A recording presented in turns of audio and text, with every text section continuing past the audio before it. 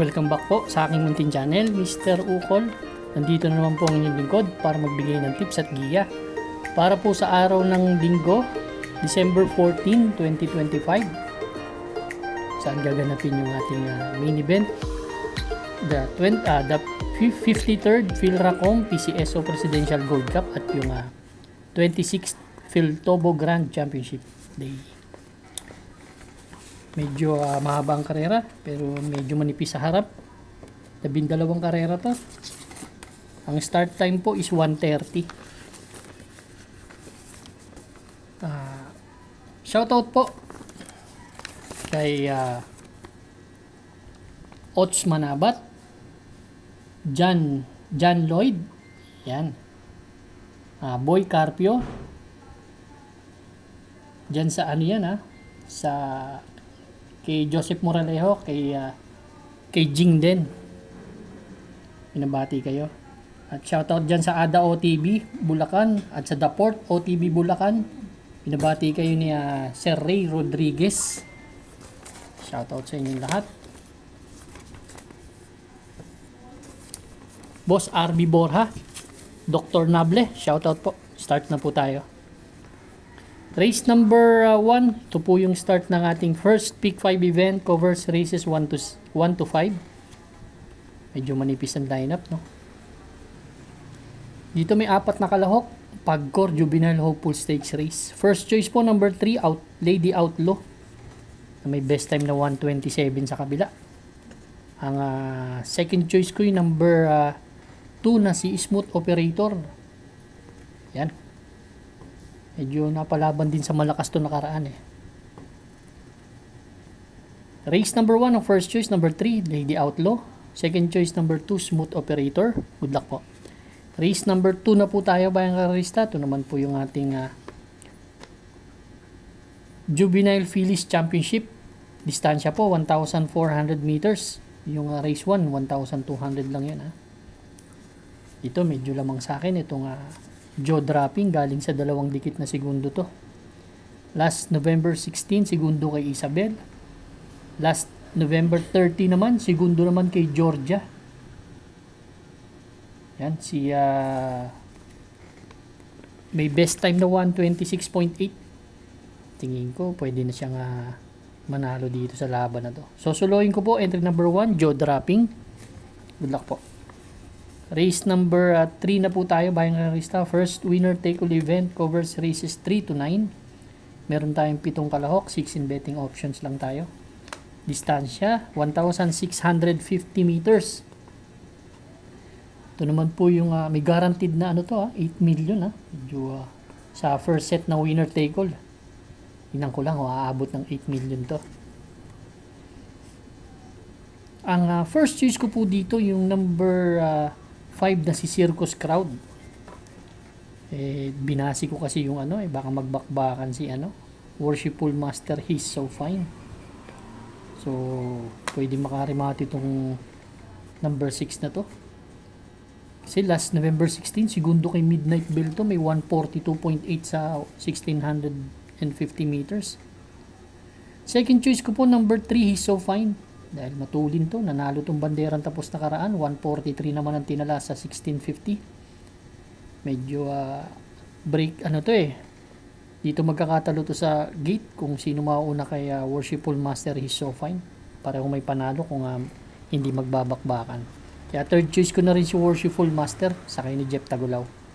Race number 3 ang first choice number 5, Circus Crowd. Second choice po number 3, He's So Fine. Third choice po number 1, Worshipful Master. Good luck po. Race number 4 na po tayo, bayang karista. Second Peak 5 event, covers races 4 to 8. Meron po tayo ditong 4 na kalahok lang. Distansya 1,400 meters. Ambassador Antonio M. Lagdameo Championship Cup. Dito ang gusto ko yung entry number 4 na si Isabel. Galing po sa 2 dikit na panalo yan dito sa PJC. Last November 16 si jaw dropping ang tinalo niyan. And then last November 30 ang tinalo naman niya si Black Eagle, sila Brown Tiger. Kala po no 124 na best time. So suluhin ko po entry number 4, Isabel. Good luck po. Race number 5 na po tayo bayang karista.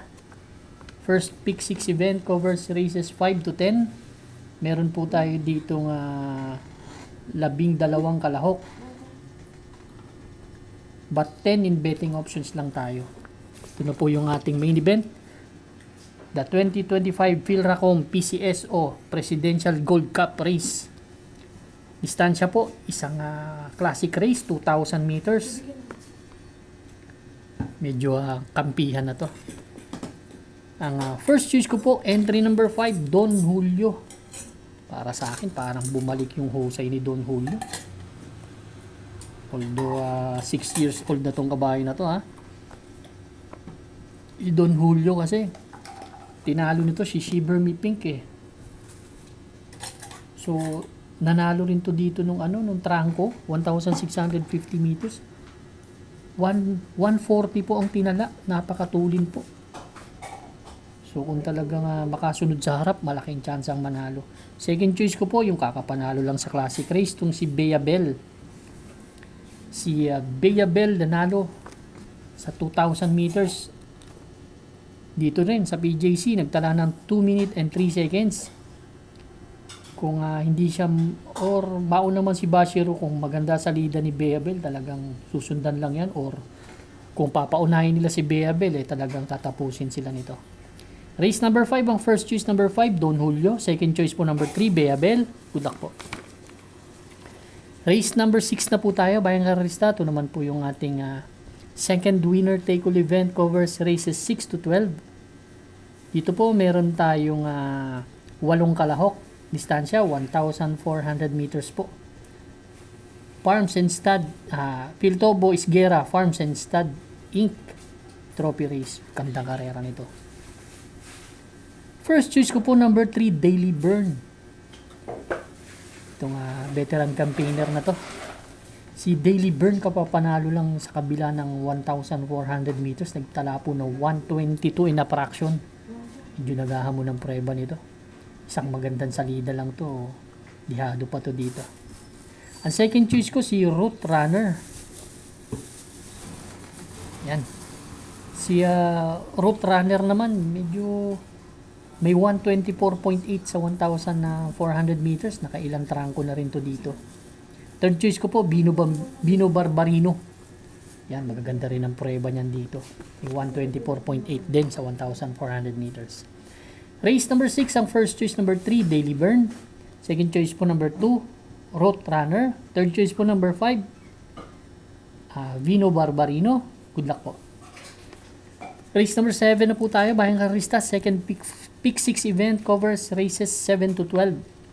Meron po tayo dito 7 kalahok but 6 in betting options lang. Distansya 1,400 meters. Rancho Santa Rosa Trophy Race. First choice po number 3, Speed Dancer. Speed Dancer last timeout November 16. Segundo kay Amor My Love. Nagtala ng 127.6. Second choice ko yung number 1 na si Monument. May 127.2 naman. Last November 30, sumigundo kay Gabriel. At change jockey from CL Advincula to RCC Masio. Medyo magaan ng timbang. Third choice ko po, entry number 4A, Official Seal. Na may 127.8 nakaraan. Pang-apat dumating yan. Si Official Seal. Yan.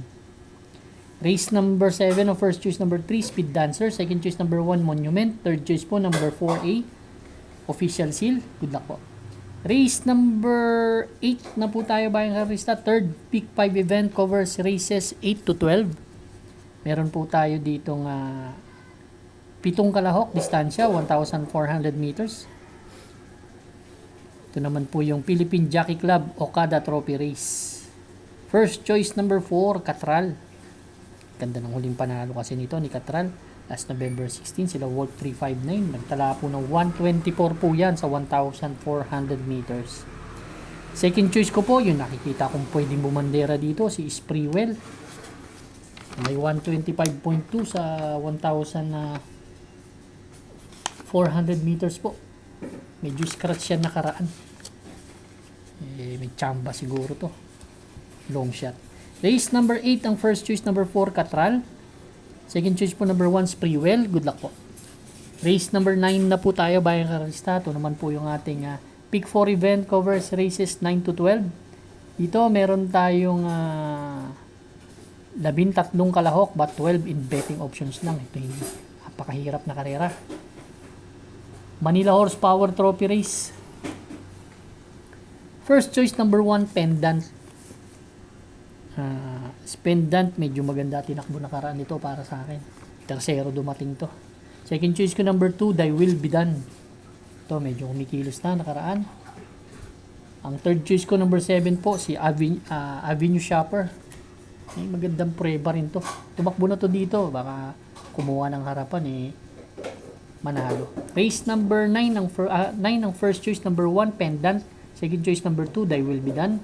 Third choice po number 7 Avenue Shopper. Good luck po. Race number 10 na po tayo, Bayang Karista. Ito naman po yung ating last extra double and last daily double plus 1. Distansya po 1,400 meters. Magic Millions Trophy Race. Itong karera na to. First choice ko po, entry number 4, Orient Express. Si Orient Express, galing to sa panalo nakaraan. Banderan tapos. May 125.4 the best time. Second choice po si Callens na may 124.2 nakaraan. Si Callens, no? Segundo nakaraan yan. Kaya itong race number 10 ang first choice number 4 Orient Express. Second choice po number 5 Callens. Good luck po. Race number 11 na po tayo, the penultimate race, Bayang Karista. Yan, binibigilsan natin Meron tayong 4 na kalahok lang dito, distansya 1,650 meters. Dito naman, ito po yung PCSO 3-year-old Championship Cup. Gusto ko dito yung number 3, Midnight Bell. Midnight Bell last November 16, galing sa panalo. 1,650 meters din po ang tinakbo niyan. 142.8 ang tinalo niyan. Sila Circus Crowd, sila Flaming June. Medyo malaking chance ang manalo sa akin yan. Yan ang aking solohin ko po. Entry number 3, Midnight Bell. Good luck po. Race number 12 na po tayo, Bayang Karista. Ito naman po yung ating last race for Sunday racing ng Presidential Gold Cup. Paratingan po ng ating mga exotics. Winner take all, pick 6, pick 5, pick 4. Last extra double and last daily double plus 1 po. Meron po tayo ditong 8 kalahok. Silver Bullet Production Inc. Trophy Race. 1,400 meters na distansya. Ang first choice ko po, entry number sa karera na to, entry number 5 na si Giselle's Touch. Isang kabayong matulin, baka hindi nila habulin katapos ang karera. Second choice ko na rin, Guerrero Warriors to. Gamay kasi ni Sarati to, galing to sa panalo. Race number 12 ang first choice, entry number 5 Giselle's Touch. Second choice po number 8 Guerrero Warriors. Good luck po, Bayang Karista. Maraming salamat po sa inyo walang sawang pagtangkilik sa aking munting channel. Good luck po and stay safe.